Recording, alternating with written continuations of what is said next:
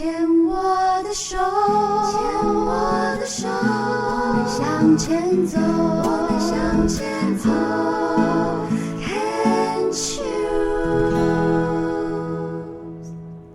Concheers 牵手之声网络电台，您现在收听的是生活满意度节目，欢迎收听今天的爱日本单元，我是吕慧芳。对于日本人来说呢，花火大会 Hanabi Daikai 也就是我们说的烟火大会，那几乎呢就是一个夏天的代名词。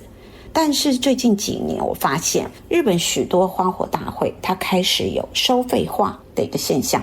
过去呢，大家习惯免费在河堤公园铺上个野餐垫来观赏烟火，可是现在呢，却常常看到的是付费席、预售席这些字眼。更有一些传统大型的花火大会啊，甚至是直接取消了免费观赏区。那当然，这也引发了广泛的讨论。今天这一集，我们就来聊聊日本夏天的烟火文化。那日本的花火文化呢，可以追溯到江户时代，最早的记录它是出现在1733年。那个时候呢，江户爆发瘟疫跟饥荒，于田川的沿岸，他举办了一场烟火的安魂仪式，为亡者祈福，那祈求灾难远离。虽然当时的烟火形式相当简单，但是那个瞬间的光芒啊，却象征着希望。对饱受天灾人祸的人民来说呢，夜空里这个短暂的绽放的烟火，就好像是在黑暗中带来的慰藉跟力量。那到了江户时代后期啊，烟火它就逐渐从祭祀的仪式转为民间娱乐。那花火职人呢，他不断的精进技术，创作各种经典的形状。这些烟火它不仅仅是视觉艺术的展现，那它也富含了文化的象征，体现了日本人对自然跟四季的敏感和热爱。在日本，他们四季的活动特色其实是非常鲜明的。那我曾经在节目中分享过日本人的行事历，也就是他们一年四季的传统活动，其实都还蛮固定的，像是春天有赏樱啦，秋天有枫红，那到了夏天，花火大会便是全民最期待的节日之一。每年的7到8月啊，从北海道九州再到东京，其实各地的花火大会会轮番的上演。那我也发现最近几年花火大会的举办时间似乎有越来越晚的一个趋势。我其实是一个不太喜欢热闹的人，所以像人多的地方或是大型活动，我通常都不会特地的去凑热闹。不过在孩子还小的时候，因为我们住在二子玉川，就算再不喜欢人挤人，也还是会带孩子出去走走。我记得那个时候的花火大会都是在8月举行，非常的热闹。那大家都换上了浴衣 yukata，在夏天的夜市去寻觅这个美食，那同时也会抬头仰望这个满天绽放的烟火。其实那是一个很热闹而且是很愉快的景象，我觉得现在都还是会回忆那个时候的状况。不过现在我觉得多摩川的花火大会已经延后到10月才举办了，时间变得特别晚。那对我来说呢，花火大会它不仅仅是一场视觉的盛宴，它更融合了美食的探味、寓意文化。那传统的音乐跟夏日的夜市呢，也是会让人有那种沉浸在说哇夏天来了的那种氛围之中。以前去看花火大会啊，去看这个哈娜比，总觉得它是一场属于全民的夏日飨宴，那是一种庶民的快乐。就说我只要找一块空地铺上野餐垫，然后带着啤酒便当，就可以跟家人朋友一起抬头欣赏这种夜空中绽放的烟火。可是最近几年情况改变了，就说现在想要找个视野良好的位置，往往都必须要提前的购票，甚至有些热门的花火大会它已经完全取消免费观赏区了，那改成是要付费席为主。这种转变其实是让不少人感到惊讶，就说啊，为什么我看个烟火还要付钱？事实上，我们看着烟火绽放的时候感到的短暂那种欣喜开心，可是它的背后其实却有着庞大的成本压力。一场中型规模的烟火大会，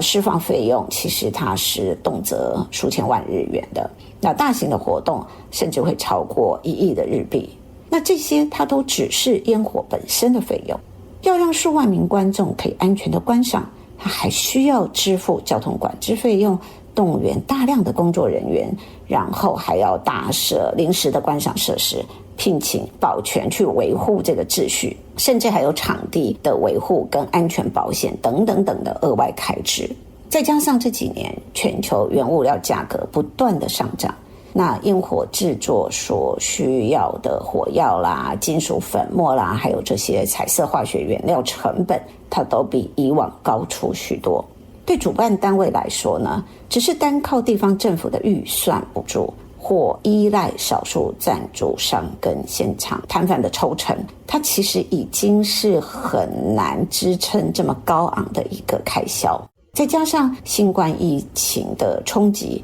几乎所有大型的花火大会在2020年以后呢，都停办了2到3年。那这段空白期间，不仅是让地方的观光产业受到了严重打击，许多传统的烟火工坊这种工作室，它也面临了经营的困难。所以疫情过后，虽然花火大会是陆续的复办，可是对主办单位来说，财务压力却是比以往更沉重。所以呢，这样子付费制度，它可能就会成为了一种可行的解决方案。那部分的花火大会，它会推出预售付费席，就说让观众可以用合理的价格去购得最佳的视野，就是他不用提前好几个小时就去卡位了。以前我们都是下午，可能晚上的花火大会，下午大家就要去那里占个一席之地，要不然根本是没有位置的。那就说现在他不需要提前好几个小时去卡位，他还可以享受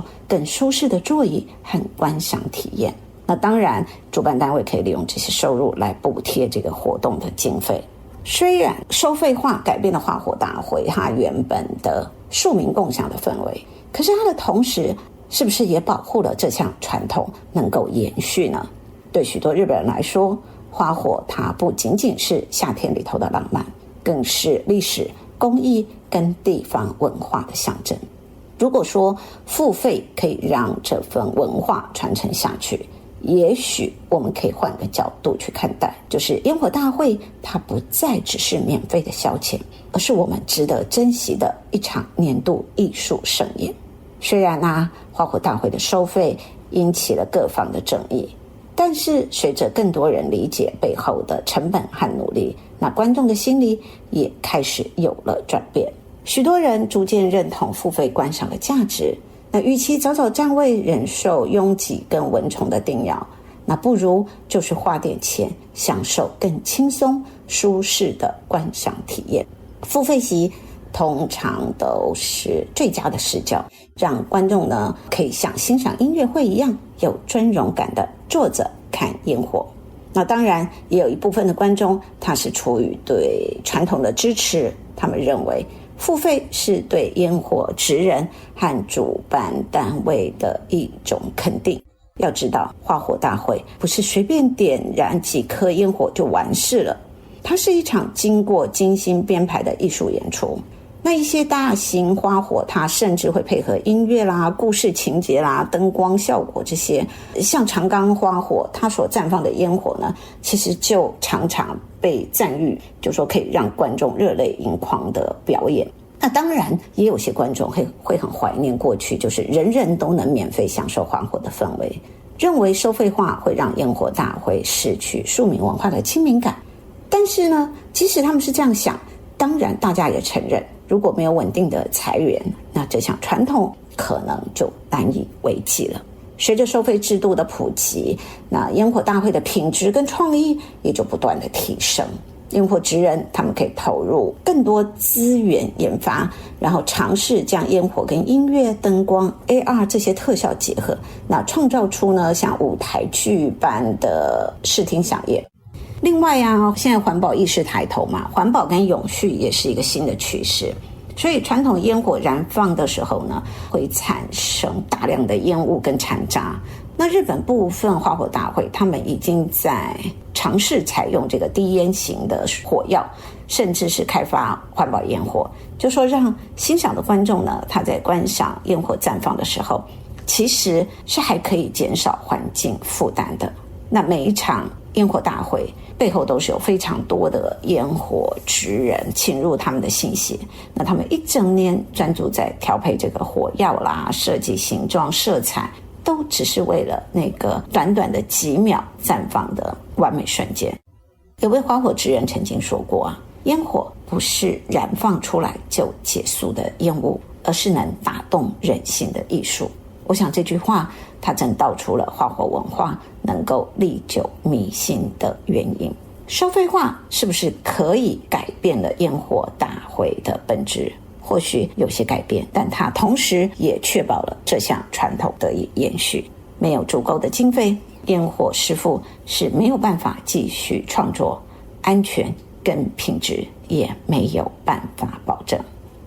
所以或许我们换个角度去思考，花火大会的收费其实是为了守护那份夏日的浪漫跟文化记忆。无论你是坐在最佳席位仰望夜空，还是远远的欣赏那一瞬的绚烂，烟火所带来的感动，都是每个夏天最值得珍藏的回忆。那么听众朋友，你能想象吗？如果台湾的大稻埕烟火或是澎湖的花火节改成付费席，你会买单吗？我想这也是我们值得思考的议题。